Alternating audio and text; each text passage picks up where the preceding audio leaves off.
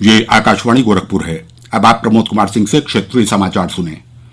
केंद्र सरकार ने आज कहा कि कोविड रोगियों के स्वस्थ होने की दर में सुधार जारी है और अब ये 76.61% हो गई है। देश में अब ठीक हुए लोगों की संख्या इलाज करा रहे रोगियों की तुलना में 3.5 गुना हो गई है। रोकथाम के लिए लगातार प्रयास किए जा रहे हैं और समय पर उठाए गए कदमों से पिछले 24 घंटों में 60,868 रोगी स्वस्थ हुए हैं। देश भर में अब तक कोविड महामारी से ठीक हुए लोगों की संख्या 27,74,000 हो गई है। स्वास्थ्य मंत्रालय ने कहा है कि पिछले 8 दिनों में 5 लाख लोग संक्रमण से मुक्त हुए। अब देश में संक्रमण के कुल मामलों की तुलना में केवल 21.60% ही सक्रिय मामले हैं। सरकार की टेस्ट, ट्रैक और ट्रीट की रणनीति के कारण ही ठीक होने वालों की दर बढ़ी है और मृत्यु दर कम हुई है।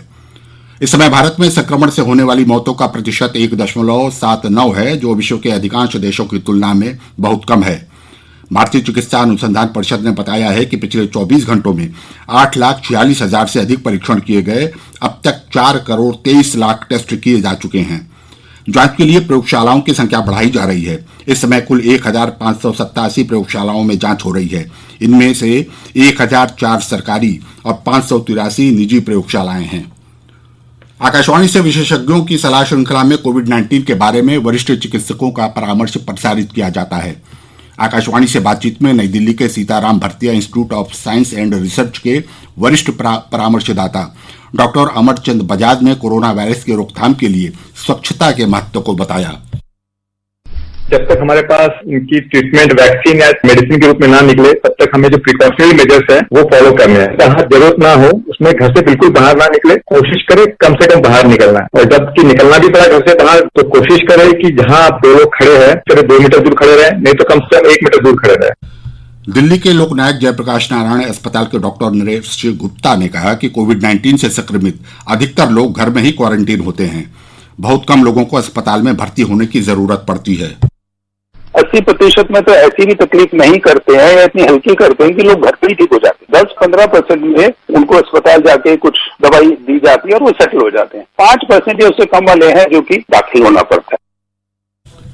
प्रधानमंत्री नरेंद्र मोदी ने भारत को हर क्षेत्र में आत्मनिर्भर बनाने की लोगों से अपील की है। आकाशवाणी से मन की बात कार्यक्रम में श्री मोदी ने कहा कि हर क्षेत्र में वृद्धि दर को तेज करने के साथ ही देश के विकास के लिए आत्मनिर्भर भारत महत्वपूर्ण है।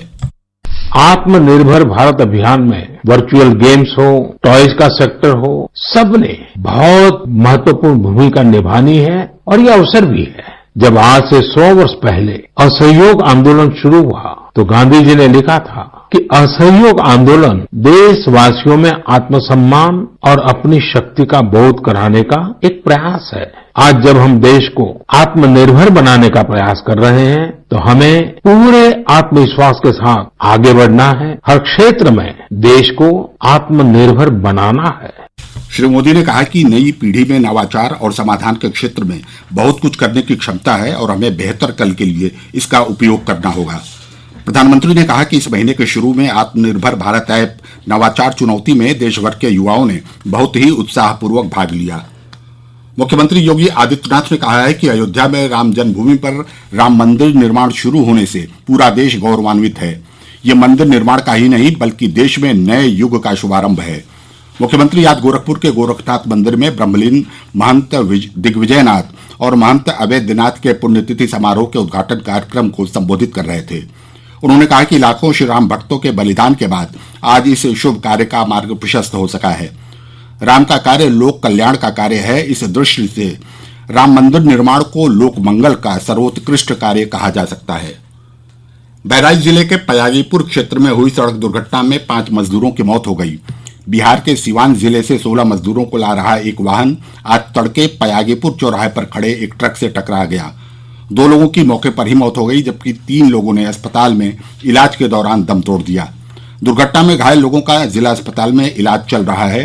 ये लोग हरियाणा के अंबाला में फैक्ट्री में अपने काम पर जा रहे थे। इसके साथ ही क्षेत्रीय समाचारों का ये बुलेटिन समाप्त हुआ। नमस्कार।